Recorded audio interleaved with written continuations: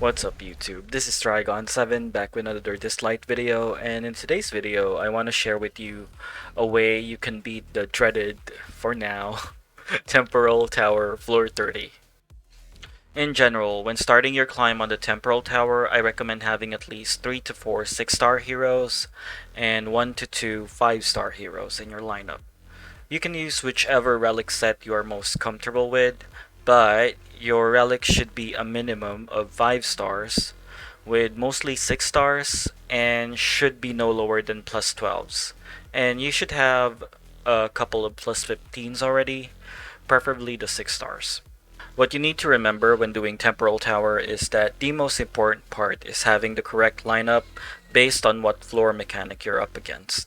Floor mechanics, by the way, are a new feature you'll encounter in Temporal Tower, where every 5 floors the enemies have one buff or you get a debuff. Simply put, it's like doing Cube Miracle, but it's the other way around, where the enemies has the buff or your team gets a debuff. The difference is they only get one and it's different each time. 30's mechanic. The remaining enemies will get an attack and defense boost every time one of their allies die. For the heroes that I recommend in floor 30, a standard lineup for me would be having 2 healers, 2 AoE DPS, and 1 utility. I recommend having 2 AoE DPS such as Ra, Liling, Lin Shao. For your healers, you can take Lauren or Yusuhua. Then you can pair them up with either Sally, Chang'e, Asena, or Changpu. As for your utility, you can take Gabrielle, Unis, or Fairy. Note that I classify a hero as a utility if they don't really heal nor do they do a ton of damage, and that their main role in a team is dispelling, providing buffs, or debuffs. So the heroes I mentioned are just examples, so don't be discouraged if you don't have them. And once you understand floor 30, you can experiment with different lineups and let me know how your run turned out in the comments below. Always remember that there is more than one way you can beat enemies in Dislyte. Now that all that is out of the way, let's go beat floor 30. Okay, so as you can see, my standard lineup when trying to beat floor 30 is that I have Gabrielle as my utility, and for my 2 AoE DPSs I brought Lin Shao and Narmer, and for my 2 supports I brought Sally and Lauren. And as with my previous videos, I always leave out the supports, enemy supports, because that's the time where I can go ahead and make sure that my cooldowns are set and ready before I go into the next round. So that's why I left the 2 Changpus behind, because aside from them not really doing any damage, I can go ahead and heal whoever needs healing, and I can go ahead and reset every cooldown so that once I get to the next round, I'll be ready.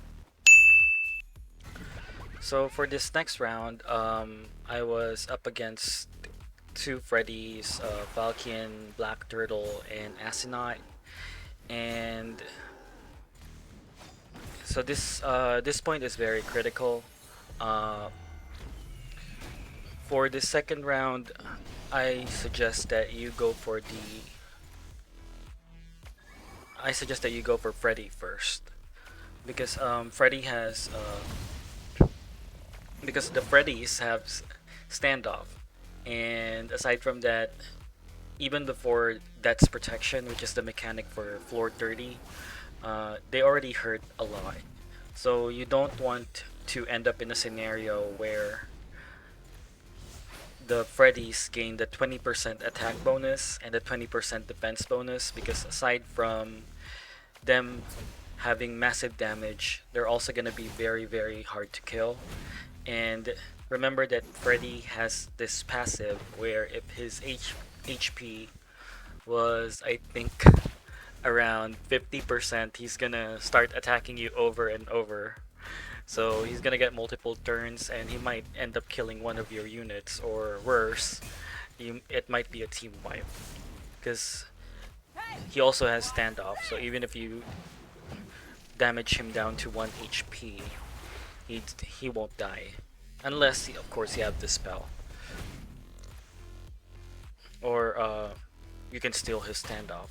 I do have an armor for that, but I was playing safe, so I'm trying to play safe because it could be resisted, and it would be so much easier if I leave out the units that don't have damage, as compared to leaving out Falcon or Freddy. So when you do this, this floor, I suggest that you go for the DPS first if you can.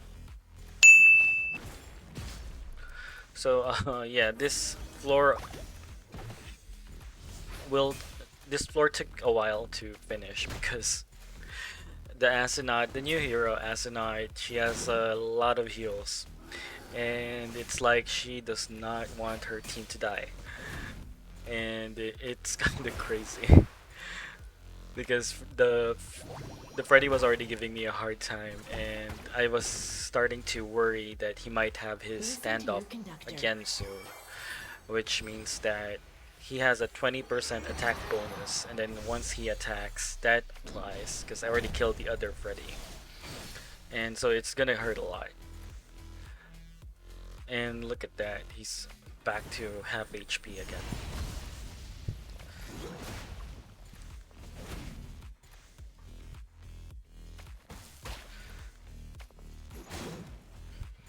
Alright, well, so I think I kill him at this point. Yeah, okay, so he's dead. Yeah, so once the Freddy's dead, go for the other DPS, which is Falcon. I think that's his name. And so, like I said, it's much safer to leave out the enemy units that don't have damage as compared to leaving out the enemy DPS alive for last, because he's gonna do massive damage at 80% attack bonus. So yeah, if you've noticed, they keep attacking the black turtle, but that's because they were taunted, and so that's where Gabriel's immunity comes in, as well as Sally's dispel, because it would remove the taunts and avoid the scenario where you're attacking the wrong target. So I think I'm about to kill Falcon. Yeah, alright. So Falcon's dead. And so now, at this point, so instead of leaving Asinot for last, I decided to leave Black Turtle behind because Black Turtle doesn't have heal. Even if he has 80% attack, his base attack is not really that much. So 80% attack, he won't really do much damage. And with 80% defense bonus, yeah, it's gonna be he's gonna be pretty tough, but if he doesn't have any attack, then there's really no threat. I can just go ahead and focus on my cooldowns and my heals. As compared to Asinot, she has heals, so she might keep healing herself over and over, and I don't want that to happen. So I decided to kill Asinot as my fourth target, and leave Black Turtle for last. Alright, so once Asinot's out of the picture, I just go ahead and so this is the time where you have to start making sure that your cooldowns are gonna be ready because we're about to battle the boss. So that's why I've only ever done the passives. I'm sorry. I only hit the enemy with my first skills, except for Ra, because Ra's third skill cools down quite easily if he has 5 stacks. That's why I can shoot Black Turtle with it. Alright. So yeah, he's still gonna cast standoff, so so that's fine. At this stage, I was thinking of maybe healing my units, but you get HP back. Well, a certain percent of your HP back once the next round starts. So I decided not to, because Sally's cooldowns are very long. So, and I don't want to waste heals right now when I don't really need them yet.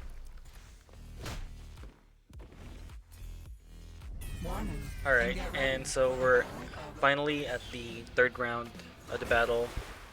And for this battle, it's actually the point where I figured out the trick on how to kill the enemies even if they have Death's Protection.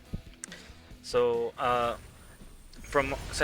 since I only did this in one go, I can only I can only tell you about what I've heard about this floor. So according to people, the Lorens, both Lorens, only heal Hades. Aside from that, they also resurrect Hades. So the trick is to make sure that you kill the Lorens at the same time, and not one at a time, because it would be so much harder to kill the other Loren. And because of that, I figured out that that's actually the entire trick. You have to make sure that all of them are low. So that's why I kept stressing the fact that you should bring AoE damage, because you can you can easily kill them even with the attack and defense bonus if all of them are already low. So that's why I made sure that both Lorens are low, and then if you can't kill them at the same time, at least make sure that the next Loren is already low, that you can go ahead and kill her next, which is what I did in this video. Alright, so once once the Lorens are out of the picture, um, I kind of had a hard time. Because one of the Brandons are already low, and I didn't want to kill him, and it's hard because Brandon has a skill where he taunts you. So I was also worried about that, because if he taunts you, then that means your unit's gonna hit him, and he might die. That means Hades would have a 60% attack bonus, and I didn't want that to happen. So even if you look at my Ra, I did not cast his third skill. I just casted the first skill because it might kill the Brandon, and you'd want Hades to be the third unit that you kill in this round. So I was also thinking who to heal, but since Ra's still at almost at 50%, I decided to heal Nya and Lin Xiao. So I was avoiding a scenario where I accidentally kill a Brandon's and Hades would get a 60% attack and 60% defense bonus. So that's basically the trick. Make sure that all of them are low, so that even if they did get the attack bonus and defense bonus, you can easily kill them.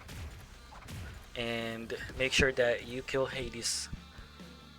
Make sure that the third unit that you kill is Hades, and you leave the two Brandons for last. So for this round, as you can see, that's a scary 43 stack. But yeah, I finally ulted, or I finally used my Ra's third skill, and thankfully it killed the Hades before the Brandon. And at this point, I was already like I was already 80% sure that I'd win. And yeah, so yeah, I think that's about every tip and trick that I could give you in this video. And so there you have it, guys.